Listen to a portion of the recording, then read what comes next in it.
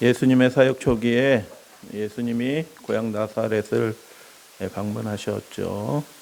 그런데 그곳에서 벌어진 사건이 너무 충격적이기 때문에 그 동네 사람들이, 고향 사람들이 예수님을 낭떠러지에서 밀어 떨어뜨려 죽이려고 했죠. 그래서 그 사건이 너무 충격적이기 때문에 그 사건이 벌어지게 된 그 말씀과 그 교훈의 의미에 대해서는 사람들이 잘 주목을 하지 못해요. 그런데 그 예수님이 그 고향 사람들에게 하셨던 그 말씀이 예수님이 전하려고 했던 천국 복음의 가장 중요한 내용을 예수님께서 말씀하신 겁니다. 그래서 너무 우리가 이제 예수님이 낭떠러지에서 떨어져 죽을 뻔했어. 근데 예수님이 그냥 쑥 지나가셨어. 그 놀라운 일에 주목하는 바람에 예수님이 전하신 그 놀라운 복음, 이사야의 61장에 나온 그 은혜에 참여하기 위한, 그 하나님의 나라에 참여하기 위한 가장 중요한 조건 하나를 말씀하셨는데 그 조건에 대해서는 사람들이 잘 주목을 못합니다. 오늘 그 사건을, 그 교훈을 누가복음 2번째 4장 14절로 30절 말씀을 통해서 살펴보도록 하겠습니다. 예수께서 성령의 능력으로 갈릴리에 돌아가시니, 그래서 40일 금식기도 마귀 사탄 이기시고 성령과 함께 갈릴리로 돌아가셨다라고 이야기하고 그 소문이 사방에 퍼졌다라고 얘기합니다. 왜냐하면 성령의 능력이 예수 그리스도 주님을 통하여 나타났기 때문입니다. 예수님이 어떻게 하셨냐? 병자를 고치시는 분이시기도 하고 이적을 행하시는 분이시기도 하지만 15절 친히 그 여러 회당에서 가르치셨다라고 말씀합니다. 그래서 예수님의 사역 중에서 가장 중요한 사역이 뭐냐? 가르치시는 사역이라고 저는 생각합니다. 병자를 고치시는 거 중요하고요. 그렇지만 그것보다 훨씬 더 중요한 사역이 하나님이 어떤 분이고 그분의 나라가 어떤 나라인지 가르치신 사역이다라고 생각합니다. 그래서 여러 회당에서 가르치심에 사람들에게, 수많은 사람들에게 그 반응이 어땠다? 칭송을 받으셨다라고 얘기합니다. 그런데 놀라운 일들이 벌어지죠. 갈릴리에서는 갈릴리에 큰 마을들이 많이 있었어요. 가버나움 등등 큰 마을이 많이 있었는데 그 마을들 회당에서는 사람들의 반응이 칭송이었어요. 칭송. 놀라운 말씀, 은혜스러운 말씀, 그렇군요 라고 이렇게 해서 반응이 있었는데 고향으로 갔었을 때 그 고향 사람들의 반응은 어땠는가? 16절 예수께서 그 자라신 곳 나사렛에 이르사 안식일에 늘 하시던 대로 회당에 들어가사 라고 얘기합니다. 이 초기 사역의 본문의 말씀이죠. 예수님이 늘 하시던 대로 자기 규례대로 회당에 들어가서 성경을 읽으시라고 서셨다라고 이야기합니다. 그래서 예수님이 안식일에 회당 예배에 참여하셨고 종종 그 회당 예배에 참여하면서 말씀을 가르치실 기회들이 있으셨다라고 이야기하고 고향 나사렛에서도 그런 일이 벌어졌다라고 이야기합니다. 그런데 그 회당장이 어떻게 했냐면 선지자 이사야의 글을 드리거늘, 이 시대는 참 복된 시대였습니다. 왜냐하면 구약 성경이 다 뿔뿔이 흩어져 있었는데 그 구약 성경 대부분의 성경들이 다 모여집니다. 예수님이 이 땅에 나시기 전에 하나님의 말씀이 다 수집이 되는 일이, 기적과 같은 일이 벌어져요. 그래서 사람들이 그 하나님의 말씀을 통하여 그리스도께서 오실 때가 가까웠고 그리스도께서 오시면 그분이 어떤 일을 하실 것에 대한 지식을 갖게 된 것입니다. 놀라운 거죠. 축복입니다. 그래서 그 예수 그리스도에 관한, 예수 그리스도가 아니고 그리스도죠. 그리스도에 관한 여러 지식들이 담겨져 있는 대표적인 책이 한 권 있다고 하면 이사야서입니다. 이사야서.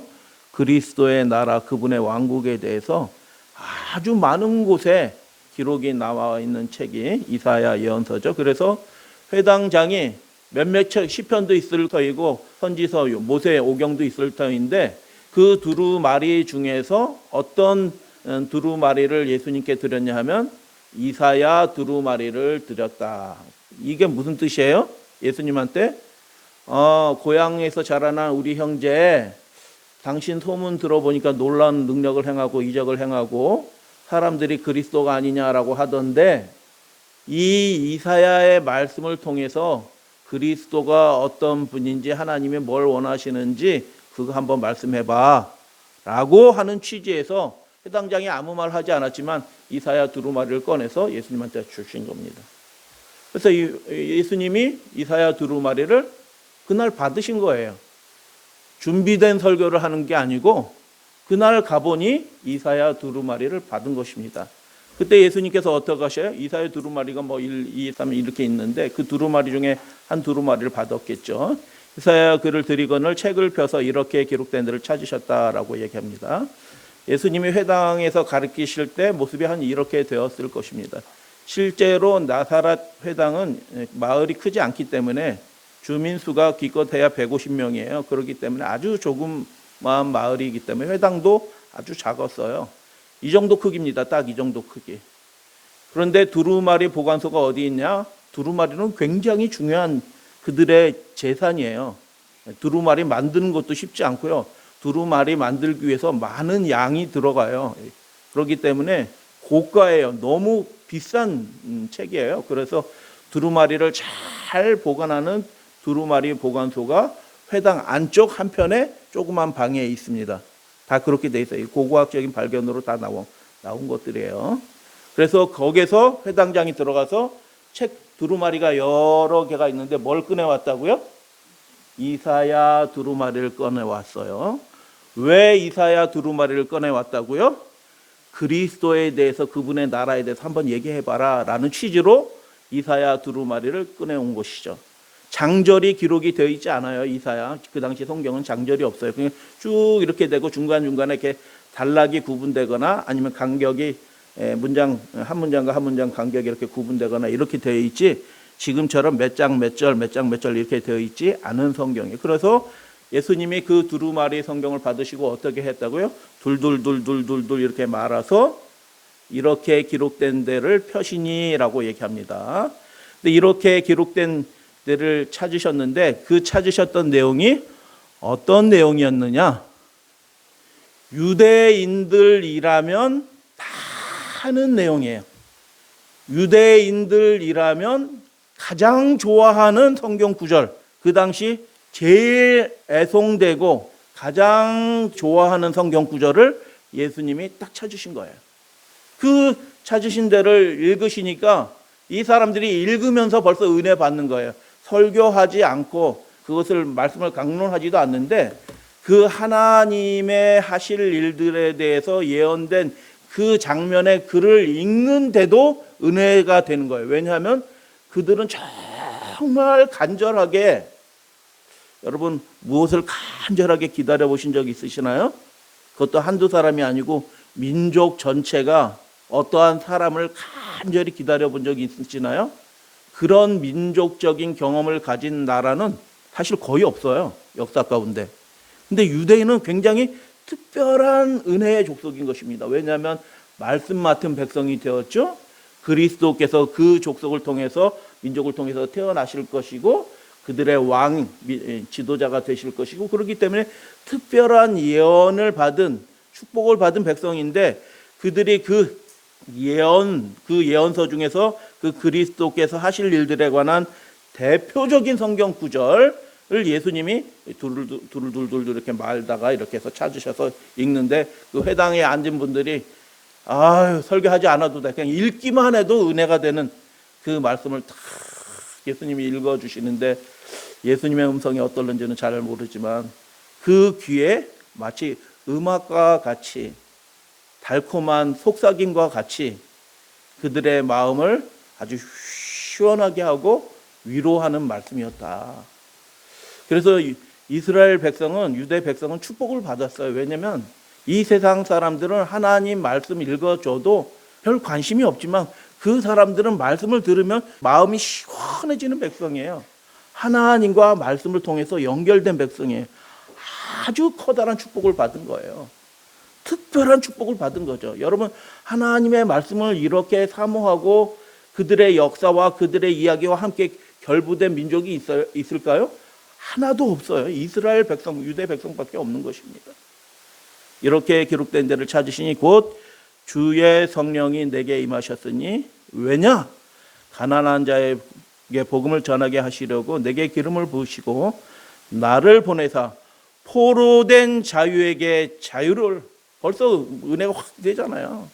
로마의 지배에서 세금을 너무 많이 내서 많은 사람이 굶고 있고 굶어 죽는 사람도 있는데 그 포로된 자에게 자유를 주시기 위해서 하나님이 그리스도께서 오셔서 그 일을 하시겠다라고 예언된 말씀이니까 너무 기쁜 것이죠. 눈먼 자에게 다시 보게 함을. 이게 비유적인 성격도 있어요.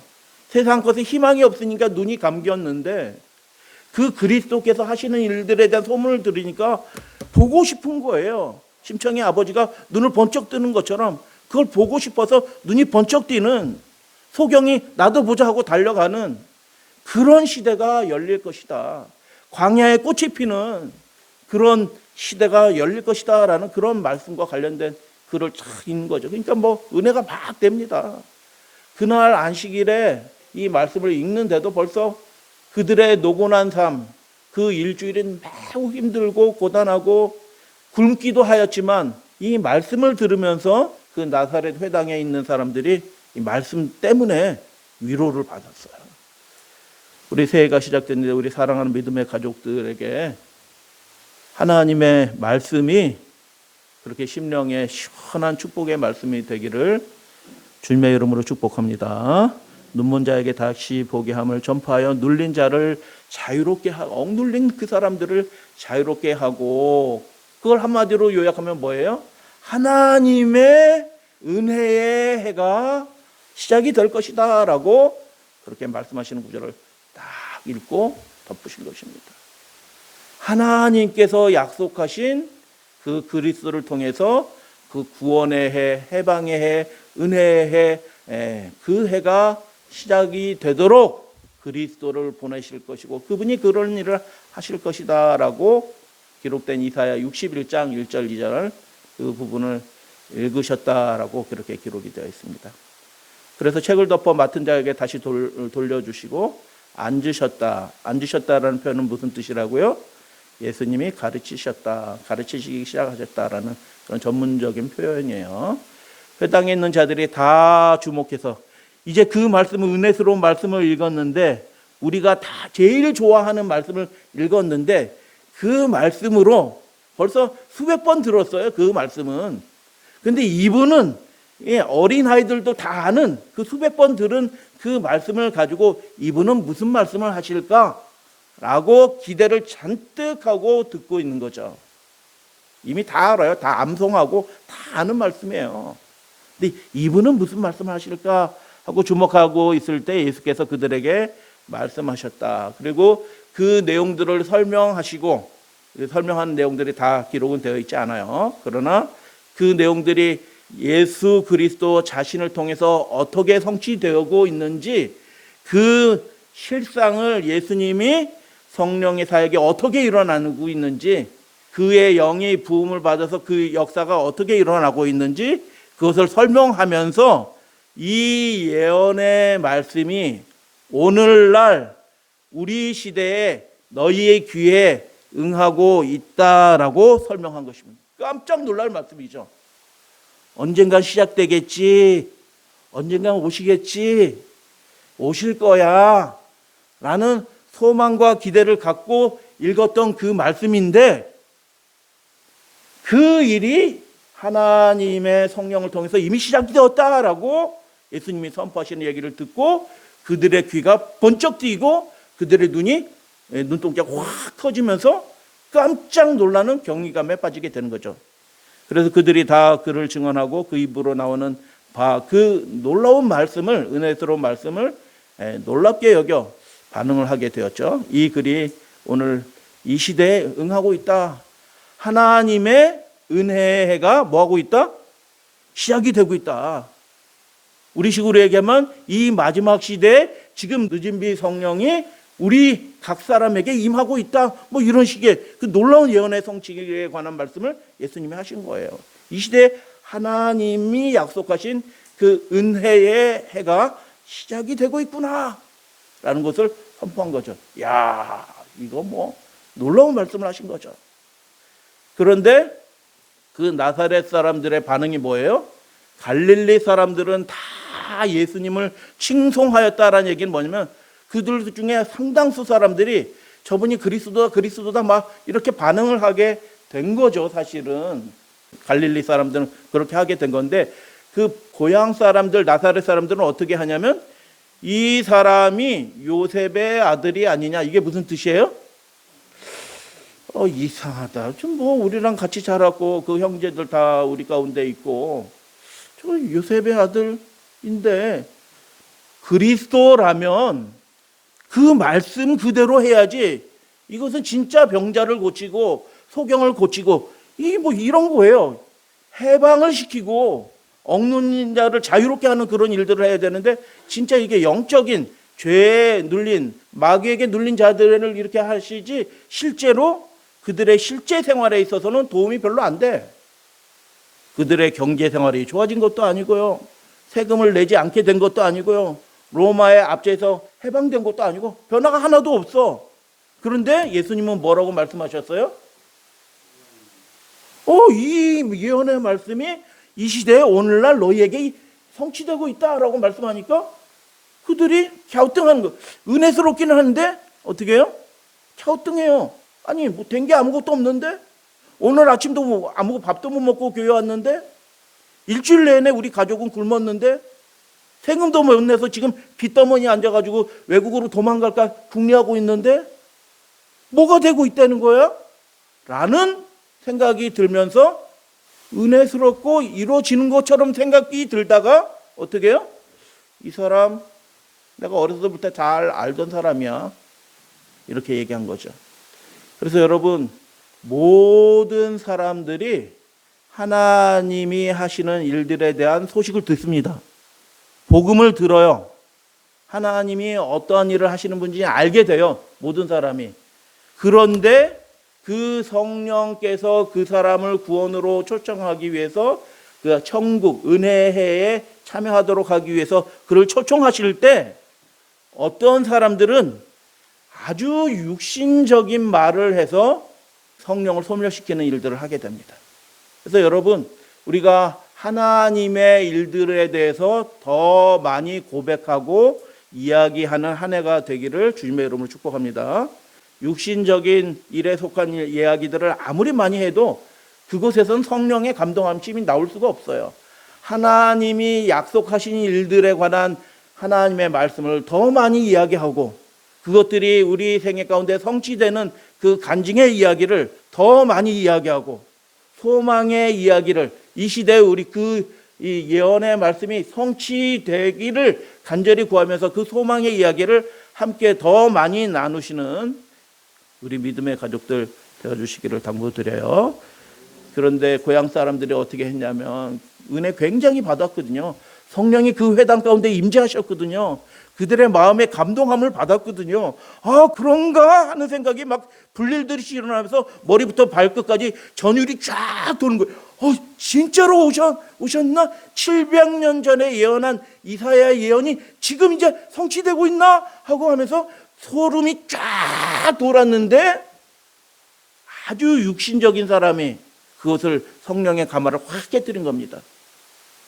아주 인간적인 얘기를 하면서.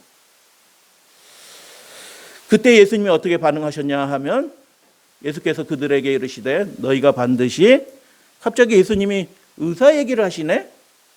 왜 예수님이 의사 얘기를 갑자기 하셔요? 그 당시 의사는 어떤 사람들이냐 하면 그 마을에 있으면 그 마을 사람들이 더 죽어. 이해가 되시나요? 아무런 도움이 안 돼. 사람들에게 돈만 받아 먹지 병은 고칠 줄 아는 게 하나도 없어. 그러니까 하나도 도움이 안 돼. 그 당시 의사들은. 그래서 어떤 속담이 있냐 하면 이게 불신의 속담이죠. 의사야, 다른 사람 고치기 전에 뭐 돈 받으려고 하지 말고 너나 좀 고쳐봐라. 이런 속담이 있었던 거예요. 이거를 누가 누구한테 한다는 거예요? 그 예수 그리스도를 부인하는 그 사람들이 이런 마음을 가지고, 불신하는 마음을 가지고 네가 의사라면, 네가 그리스도라면 그리스도다운 증거를 한번 보여봐라. 그 증거를 보여주면 내가 한번 생각해 보겠다. 뭐 이런 것입니다. 그 놀라운 일들을, 가버나움이나 등등 그 갈릴리에서 했던 그 놀라운 일들을 우리 앞에서도 한번 해봐라. 네가 그리스도인 것을 한번 입증을 해봐라 라고 그렇게 이야기한 것입니다. 여러분, 지금 예수님이 하나님의 말씀이 그 시대에 이루어지고 있다는 것을 성경 말씀으로, 그리고 이미 이루어진 증거로 말씀을 주셨어요. 이미 증거가 된 것입니다. 하나님의 은혜가 시작이 됐던 걸 증거가 됐는데 이 사람들은 뭐예요? 나를 좀 믿게 해봐라. 이렇게 얘기한 것입니다. 여러분, 나를 좀 믿게 해봐라. 나를 좀 감동시켜봐라. 나를 좀 설득시켜봐라. 라고 하는 이 완고한 태도를 가진 사람들이 고향 사람들이었고요. 그 사람들은 유대인들을 사실 대표하는 사람들이에요. 그래서 행하라 라고 하리라 라고 얘기하고, 또 이르시되 내가 진실로 너희에게 이르노니, 선지자가 어디에서? 예수님이 쭉 이어서 말씀하시는 거예요. 선지자가 어디에서는 환영을 받는 자가 없다라고 얘기하냐면 자기 고향에서는 환영을 받지 못한다라는 그런 이야기를 하시면서 두 가지 사례를 드는 거죠. 두 사람을 이야기하시죠. 엘리야 시대에 있었던 시돈 땅에 있었던 사렙다 과부의 이야기를 하는 거고요. 또 한 사람은 엘리사, 그 다음 시대에 엘리사 시대에 있었던 수리아 사람 나만 장군 이야기를 했어요. 왜 예수님께서 지금 무슨 얘기를 하고 계셔요? 이야기의 주제가 뭐예요? 설교의 주제가 하나님의 은혜의 해가 이 설교의 주제예요. 그 은혜의 해가 이미 시작이 되었다라는 것이 예수님의 말씀의 요지예요. 그 은혜의 해가 이미 시작이 되었다고 하면 그 하나님의 통치가 시작된 그 통치에 들어가는 하나님의 백성이 있을 것이에요. 그러면 그 은혜의 수혜자가 되는 특별한 축복을 받는 사람들은 어떠한 사람들이냐? 너희들은 한번 행해봐라, 나를 설득해봐라 라고 그렇게 하고 있지. 예수님이 딱 말씀하신 거예요. 의사의 비유를 통해서 너희들은 그런 식으로 반응하고 있는데, 성경 말씀을 가지고 있음에도 못 믿고 불신하고 있는데, 내가 너희에게 말하노니 은혜의 해에 참여하는 하나님의 특별한 축복을 받는 백성들은 이런 사람이 될 것이다 라고 하고, 그 하나님의 축복을 받는 대표적인 믿음의 모델을 누구로 세우셨냐면, 한 사람은 과부고요, 한 사람은 이방인 장군이에요. 적군의 장군. 그러니까 이 말씀을 듣고 있던 그 나사렛 사람들이 기분이 좋아요, 안 좋아요? 우리랑 아무 상관이 없고 우리랑 적국인 그 사람들을 우리가 아주 멸시하는, 천대하는 그 사람들이 우리 신앙의 믿음의 모델이야 라고 예수님이 제시하니까 기분이 확 나쁜 거죠. 벌써 기분이 확 나빠. 벌써 앞에 말씀하는 것부터 이상해. 성경을 61장 2절 끝까지 다 읽었는데 보복하고 원수를 갚는 이야기까지 다 해야 되는데 그 이야기는 하지도 않고 벌써 자기 마음대로 말씀을 끊어먹어. 이상한 일이거든요. 말씀을 다 읽지도 않고 자기 마음대로 말씀을 끊어먹어. 그리고 우리들이 다 아는 얘기를 자기 마음대로 말씀을 이상하게 해석을 해. 그리고 기껏 한다는 얘기가 뭐예요? 하나님이 예언하신 그 은혜가 이미 시작되었다라고 선포하고, 너희들은 못 믿느냐? 이방인들은 믿었다라고 그 은혜의 해에 참여하는 사람들의 모델을 두 사람이 얘기한 것입니다. 그 사람이 한 사람이 사렙다 과부였다. 사렙다 과부는 어떤 사람이었나요? 흉년이 들었다라고 얘기해요. 흉년이 들었다. 설명하는 거예요. 지금 누가복음의 수신자는 누구예요? 이방인들이에요. 이스라엘 역사 잘 알아요? 몰라요? 몰라요. 사렙다 과부 얘기 알아요? 몰라요. 구약 성경에 없는 사람들이에요. 그 사람들은. 그렇기 때문에 이야기를 잘 몰라. 그렇기 때문에 설명을 하는 거예요. 엘리야 시대에, 선지자 시대에 하늘이 3년 6개월 닫혀서 비가 안 내렸다. 온 땅에 큰 흉년이 들었다. 설명을 하는 거예요. 그냥 우리식으로 얘기하면 사렙다 과부가 어떻게 했죠? 이렇게 하면 다 아는데, 이제 설명을 해야 될 필요가 있는 거예요. 누가는 설명을 하는 거예요. 큰 흉년이 들었다. 많은 사람이 굶어 죽었다. 그 지경 전체가 다 힘들었다. 이스라엘 땅도 힘들고 이방 땅도 힘들었다. 근데 이스라엘에 많은 과부가 있었다.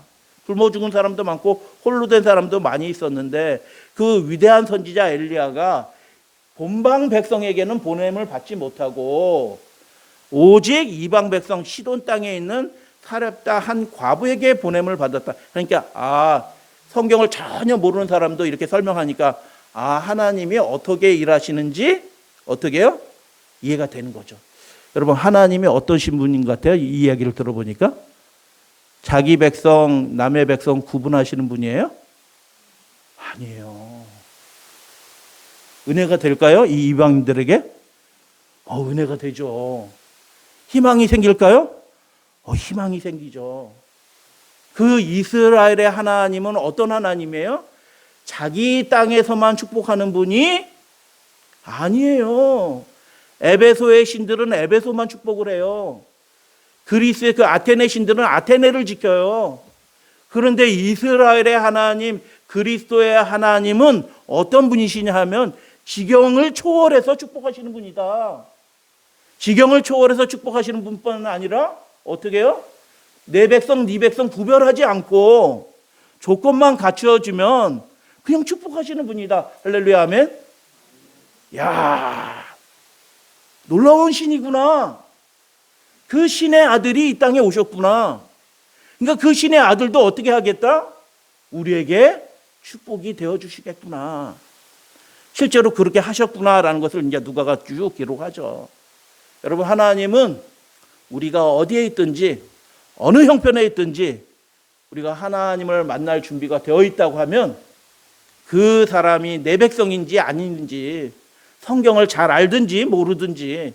사렙다 과부가 성경을 잘 알겠어요? 몰라요. 사렙다 과부가 안식일을 잘 지켰겠어요? 아니에요. 사렙다 과부가 뭐 정결한 음식만 골라 먹었겠어요? 아니요. 돼지도 막 먹는 거예요. 그거 막 먹으라는 뜻은 아니에요. 우리에게는 계시가 주어졌고 밝은 빛이 주어졌기 때문에 그 안에 살아가는 것 자체가 축복이에요. 그런데 그 당시에는 어떤 상황이냐? 그런 사람들이었다.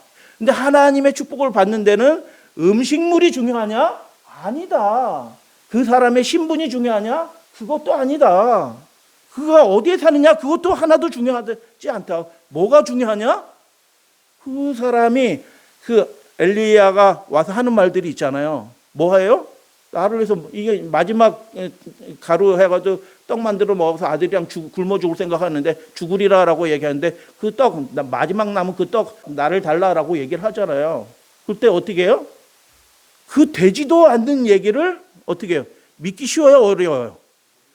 처음 본 사람이에요. 물론 소문은 들었을 수도 있어요. 근데 하여튼 처음 봤어요. 처음 본 사람인데 갑자기 와가지고 내가 먹을 마지막 양식을 달라고 하고, 여러분 우리 집에 돈이 아주 조금밖에 없는데 그 돈으로 뭐도 해야 되고 그거 해도 모자랄 돈인데 어떻게 해요? 그건 나 달라 이렇게 하면 여러분 내주시겠어요? 안 주시겠어요? 목사님이 와서 그 돈 필요하니까 내가 급하게 필요하니까 그 돈 좀 나 좀 달라 이렇게 하면 주시겠어요? 아유 목사님 제가 이 시간은 못 드려요. 왜냐하면 지금 제가 다음 주에 시험이거든요. 목사님 따라 저는 못 가요. 오늘은 제가 시험 준비해야 돼요. 공부해야 돼요. 어떻게 제가 이 시간을 빼먹고 목사님 따라 왔다 갔다 하겠어요. 오늘은 안 되고 제가 다 끝나고 난 다음에 형편 좋아진 다음에 제가 목사님 도와드릴게요. 이렇게 하는 거거든요. 그게 나쁜 게 아니잖아요. 다 그렇게 얘기할 상황이에요. 그런데 어떻게 해요? 달라라고 얘기하니까 아니 당신이 섬기는 신은 이스라엘의 신이지 지금 이 땅은 어디예요? 우리 땅이지 이스라엘 신이 남의 땅에 와서 축복을 줄 수 있어 없어? 그 당시의 사람의 선입견 상식으로는 그게 안 되는 일이에요. 어떻게 일본 신이 이 대한민국에 와서 축복을 주겠어요? 가마모토 신이 어떻게 이 대한민국 서울에 와서 축복을 주겠어요? 되지도 않죠. 말도 안 통하고 축복도 되지도 않을 거예요. 누가 그걸 받아들이겠어요? 받아들이지 않아요. 그런데 그 하나님의 사람이라고 하는 사람이 와서 줘라. 나를 줘라. 그러면 하나님께서 이 기근이 끝날 동안 너희 가루 그릇에, 곡식 그릇에 가루가 끊이지 않고 너의 기름 그릇에 기름이 떨어지지 아니하리라. 믿겨져요? 안 믿겨져요. 그거 믿을 사람이 어디 이게 사기꾼 같은 놈이 와가지고, 이 세상 사람들의 말로 하면 구라를 아주 10단으로 치네, 이게. 구라 10단이네, 요거. 이야, 멀쩡하게 생겨가지고 이게 구라 10단짜리가 왔어. 뜯어먹을 게 없어서 우리 같은 사람을 뜯어먹으려고 왔어, 이놈아. 하고 냅다 욕을 해야 될 상황인데, 그가 요구할 때 그 이스라엘의 하나님의 소문을 넌지시 듣고 이 하나님의 사람의 소문을 넌지시 들었기 때문에 이 이스라엘의 신이 이 나의 땅에 와가지고 나의 집에 와서 과연 축복을 될 수가 있을까? 안 믿겨지지만 그 말씀을 증거도 없고 아무것도 없어요. 나사렛 사람은 이미 갈릴리에 증거들이 있어요. 믿기 쉬워요? 믿기 어려워요? 이미 이 소문이 확 났어요. 이미 받아들이기 쉬워요. 훨씬 예수님을 그리스도로 받아들이기 쉬운데, 근데 이 사람은 그 하나님의 사람의 약속을 보장을 받아들이기에 거의 불가능한 겁니다. 사실은 하나님도 모르는 사람이었고, 그런데 어떻게 했냐? 자기 떡을 내어준 겁니다. 믿겨지지 않았는데 순종한 겁니다. 여러분, 이 시대에도 하나님의 은혜의 성령을 받는 사람들은 그런 사람이 될 것입니다. 믿겨지지 않아요. 될 것 같지 않아요. 근데 하나님이 하라고 하시니 하는 그 사람에게 하나님의 거룩한 영의 약속이 이루어지게 될 것을 여러분 믿으시게 되길 바랍니다. 이 시대의 성령의 역사는 그렇게 일어날 것입니다. 증거가 있어서 믿는 것이 아니라 하나님이 하라고 하셨으니 내 마지막 시간이고 나를 위해서도 써도 모자랄 신이지만 하나님이 드리라고 하니 나의 재정을, 나의 시간을 하나님께 드립니다라고 하는, 하나님께 드리는 그 사람이 하나님의 은혜의 구원의 그 놀라운 증거를, 하나님의 축복을 경험하는 그런 사람이 될 것입니다. 여러분, 저도 그런 사람이 되기를 원합니다. 우리 믿음의 가족들도 그런 축복의 사람이 되시기를 주님의 이름으로 축복합니다. 정말 믿기 힘든 상황인데 헌신한 겁니다. 처음 본 사람인데 너의 재물을 다 드리라라고 하는 거예요, 사실은. 근데 헌신한 겁니다. 하나님의 은혜에 참여하는 사람들은 믿기 힘들지만 그 말씀에 어떻게 하는 사람이라고요? 순종하는 사람이라고요. 여러분, 새해 우리 가운데 이 시대에 복음이 전파되기 힘든 시대라고 다들 그렇게 얘기합니다. 사람들은 그렇게 얘기합니다. 근데 하나님의 명령은 뭐예요? 네가 가지고 있는 그 복음을 온 힘을 다하여 이웃들에게, 죽어가는 형제들에게 전파하라라고 주님께서 말씀하셨어요. 될까요? 될 것 같지 않아요. 이미 해봤어요. 잘 안 되더라고요. 그래서 움츠러들고 단절하는 것이 아니라, 단념하는 것이 아니라 하나님이 명령하셨으니 될 것 같지 않은데 그 이웃을 찾아가고 그를 위해서 기도하고 그 선교하는 일에 자신의 시간을 드리고 자신의 재정을 드리고 자신의 마음을 드리는, 눈물로 씨앗을 그렇게 뿌리는 그 사람이 하나님의 은혜에, 그 사람이 성경 잘 아느냐 중요한 게 아니에요. 그 사람이 남자냐 여자냐 중요하지 않아요. 그 사람이 무엇을 먹느냐도 사실 중요한 게 아니에요. 예수님이 하신 말씀이 뭐예요? 말씀을 믿고 순종할 수 있느냐, 그 여부가 핵심인 것입니다. 근데 나사렛 사람, 고향 사람들은 그 가장 중요한 것을 뭐예요? 성경 잘 알아요. 이사야 61장 달달달 외워요. 그리스도를 기다린다라, 믿노라라고 하는 사람들이에요. 그러나 그 말씀이 요구하는 그 삶을, 요구하는 그 믿음의 삶을 살아낼 의지는 안타깝게도 어떻게 해요? 준비가 안 된 거예요. 근데 사렙다 과부는 그렇게 해서 하나님의 은혜를 입죠. 수리아 장군 나만 얘기는 길게 설명할 필요가 없어요. 왜요? 이 사람은 문둥병자다. 그러면 뭐 성경 몰라요. 열왕기하 5장이 있다는 것도 모르지만 문둥병 환자다라고 하면 다 아는 거예요. 그러니까 이 부분은 설명이 없어. 그냥 문둥병 환자였는데 깨끗함을 입었다. 놀라운 이적을 경험했고. 근데 어떻게 깨끗함을 입었느냐? 여러분, 나만 장군이 어떻게 깨끗함을 입었는지 아시죠? 엘리사가 나한테 보내라라고 얘기해서 왕궁에 갔던 사람이 아주 고귀한 사람이에요. 아주 고귀한 사람. 이방 나라의 적국이지만 아주 최고 관리가 왔어요. 최고 관리가 왔으면 최고 관리가 아니더라도 손님 대접을 잘하는 거예요. 5km, 10km 밖까지 나가가지고 어떻게 해요? 손님 대접을 하는 겁니다. 어서 오십시오. 에스코트를 해요. 그게 정상적인 관례예요. 그러면 엘리사가 나한테 보내라 하면 누가 나가야 돼요? 엘리사가 나가서 에스코트를 해줘. 아이고 어서 오십시오. 먼 길 오시느라 힘드셨죠? 하고 쫙 안내를 해야 되는데 엘리사 나가요, 안 나가요? 누구 종 보내요, 안 보내요? 보내지도 않아요. 집에 올 때까지. 그러니까 벌써 가는 길이 벌써 만나기도 전에 나만 기분 좋아, 안 좋아?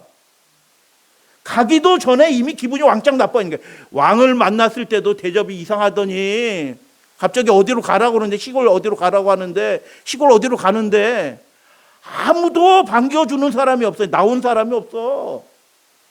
벌써 가는 중에 기분이 확 상했어. 돌아가야 되나? 우리가 하나님의 은혜에 참여하는 사람들은 어떤 사람들이냐? 자기가 기분이 나빠. 속상해. 근데 그 자리를 확 떠나버리면 아무런 축복을 받지 못합니다. 벌떡 일어나서 그냥 돌아가고 싶은 마음이 굴뚝같이 들었어요, 나만이. 근데 은혜에 참여한 사람은 어떤 사람이에요? 그 위기를 극복한 사람이에요. 근데 집 앞까지 왔는데도 얼굴 코빼기도 안 비치네. 그리고 기껏 한다는 소리가 종식해가지고 가서 요단강에서 7번 몸 씻으라고 그러네. 그 이야기를 딱 듣는 순간 나만 장군이 어때요? 혈압이 140 정도였는데 나만 장군이 이제 문둥병 걸리고 좀 혈압도 좀 올랐어요. 아까 혈압이 140이었는데 집까지 오면서 벌써 혈압이 한 160 올랐어. 그런데 그 종이 게하시가 나와가지고 7번 씻으래요. 요단강에 들어가래요. 이렇게 얘기하니까 여러분 인과관계를 생각해 보세요. 문둥병이에요. 문둥병이 걸린 사람이 요단강에서 몸을 씻으면 문둥병이 낫겠다는 인과관계가 성립이 되나요? 아무런 인과관계가 없어요. 믿겨지던가요? 믿겨지지도 않아요. 뭐 합리적인 설명도 없고 아무것도 없어. 인과관계가 없어요. 아무런 그것과 안수를 해서 축복 기도를 하는 것도 아니고 뭐 아무것도 없어. 그냥 씻으래요. 내가 목욕 안 하는 사람인가? 우리 마을에는, 우리나라에는 이 요단강 더러운 누런 물보다 훨씬 깨끗하고 신선한 물이 콸콸콸 흐르는데 그 물에서 내가 안 씻었겠니? 하니까 혈압이 한 160까지 이미 올랐는데 그 게하시가 나와서 하는 말 듣고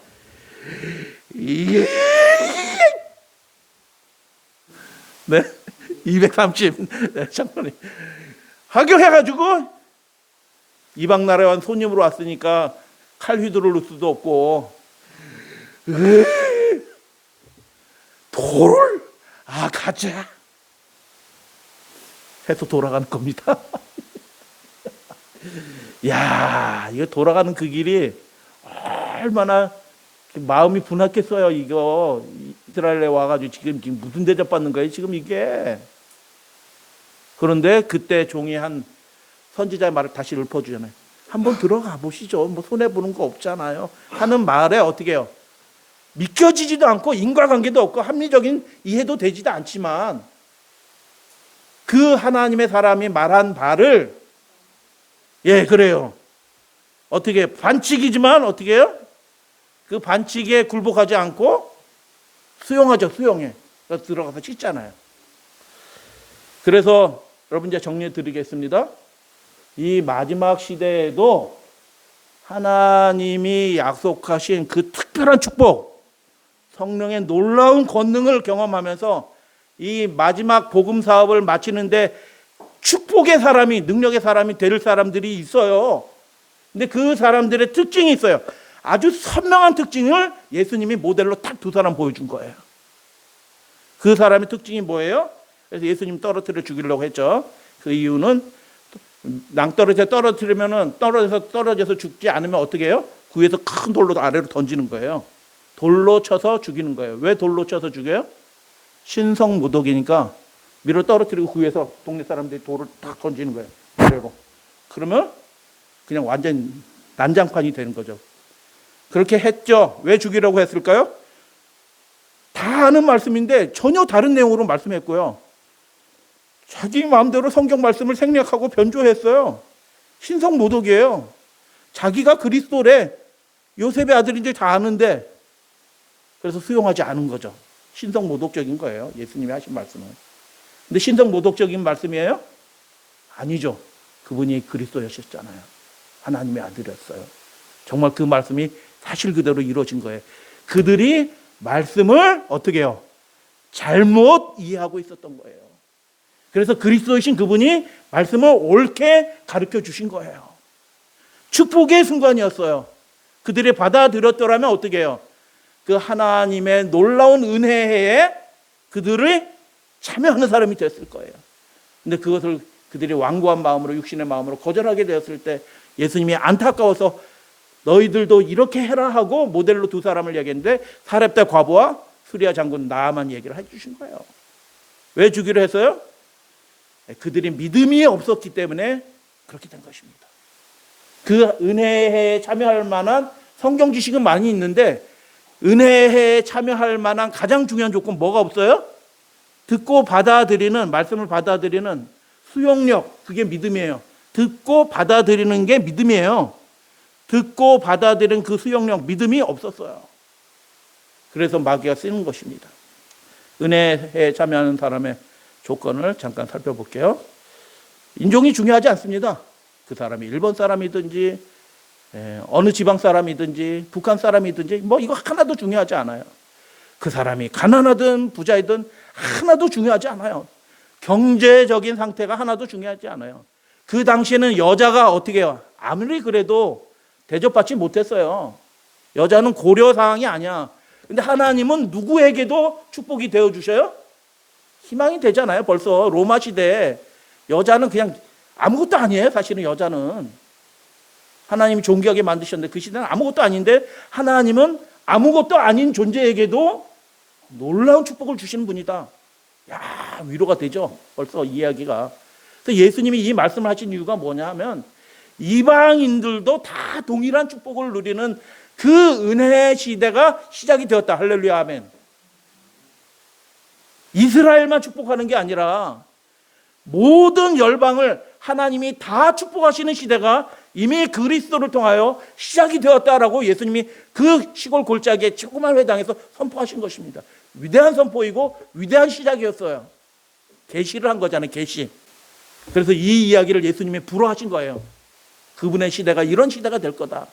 남자와 여자가 구별이 없고 혈통의 구별이 없고 그가 어디에 살든지 아무 상관이 없이 누구나 하나님의 은혜가 그 집을 찾아가는 그런 시대가 이미 시작이 되었다. 받아들여라. 그 받아들이는 게 믿음이다. 과부, 군대 장관, 그 직위와 신분 여하가 하나도 중요하지 않다. 제일 중요한 것이 무엇이냐? 받아들이기 힘들다. 말씀을. 정말 두 사람 다 하나님의 사람의 말씀을 받아들이기 힘들었는데 이 두 사람은 어떻게 했다? 그 받아들이기 거의 불가능한 말씀을 그들은 전적으로 순종해서 받아들였다. 그게 믿음이고 그게 하나님의 나라, 천국에 들어가는 가장 중요한 요소이다. 라고 그렇게 말씀하신 것입니다. 예수님. 결정적인 조건이 뭐다? 믿음이 있어야 된다라는 것입니다. 그 믿음의 가장 선명한 특징이 뭐예요? 하나님의 말씀이 믿겨지지 않아요. 그렇게 하고 싶지도 않아요. 왜 내가 그렇게 해야 돼? 이유도 없어요. 근데 하나님이 그렇게 하라고 하셨으니 자신의 생각과 다르지만 새해 결심입니다. 안 하고 싶어. 근데 그 마음은 누가 주는 마음이에요? 사탄이 주는 마음이에요. 하나님은 뭐 하라고 그래 지금? 믿으라고 얘기해요. 너희 기분에 따라 행하지 말고 말씀에 순종해서 너희 시간을, 너희 재물을, 너희 애정을, 너희 기도를 하나님께 드리라고 얘기하는 거예요. 그게 믿음이다라는 거예요. 그렇게 하면 하나님이 하실 일들을 하실 것이다. 은혜에 참여한 사람들의 축복이 뭐예요? 이방인의 말을 듣고 다 내어준 거예요. 그 얼굴도 비치지 않은, 이미 모욕당했어. 3번이나 모욕을 당했는데 혈압 230으로 올라갔는데, 그런데도 어떻게 해요? 내가 저분이 계신 교회는 내가 절대로 않는가? 이런 태도는요, 성령을 소멸하는 태도입니다. 하나님은 그것과 아무 상관없이 하나님의 일을 하셔요. 그런데 우리가 육신이기 때문에 뭐예요? 우리가 연약해요. 그 자그마한 감정적인 요소 하나를 극복을 못하고 씨름하기도 해요. 하나님이 잘 아십니다. 그러나 우리의 선택은 무엇이 돼요? 하나님이 하실 일들을 받아들이고 순종하게 될 때, 그게 은혜의 해에, 하나님이 예언하신 그 해에 참여하는 그 유일한 조건이고, 축복이 뭐예요? 이 축복이 오늘 지금 이 말씀을 듣는 우리 믿음의 가족들의 가정에 있게 되기를 축복하면서 이 말씀을 준비해서요, 여러분의 가정에 기름과 곡식이 차고 넘치게 되기를 주님의 이름으로 축복합니다. 이웃 사람들에게, 기근이니까 다른 사람들은 먹지도 못해. 그러나 나눠줄 곡식과 기름이 있는 그런 축복의 가정이 되기를 주님의 이름으로 축복합니다. 우리의 가정의 삶에 악한 기운은 하나도 들어오지 못하고 완전히 깨끗하고 정결한 그런 축복의 가정이 되시기를 주님의 이름으로 축복합니다. 그 축복에 참여하는 사람의 유일한 조건이 뭐예요? 활동이요, 남자, 여자, 부자, 가난, 신분 하나도 중요하고 어디에 사는지도 중요하지 않고, 뭐가 중요해요? 믿기 힘들어, 순종하기 힘들어. 그런데 어떻게 해요? 받아들이고 순종하는 것입니다. 그렇게 하면 하나님이 꿈에도 생각하지 못했던 방식으로 하나님의 일을 하시게 될 때 그 축복의 통로가 될 것이다. 하나님의 사람의 말씀이 자신의 생각과 경험과 완전히 다른, 경험에 근거해서 하는 것이 신앙이 아니에요. 신앙은 도약인 것입니다. 점프하는 것이 신앙이에요. 받아들이고 안 될 것 같을 때 뛰어드는 것이 신앙인 것입니다. 그래서 2023년도 우리 믿음의 가족들의 각 사람마다 하나님이 이렇게 만나주셔서, 어디에 있든지 만나주셔서 하나님의 놀라운 축복을 받으시는 우리 믿음의 가족들 되시기를 주님의 이름으로 축복하면서 말씀을 마칩니다.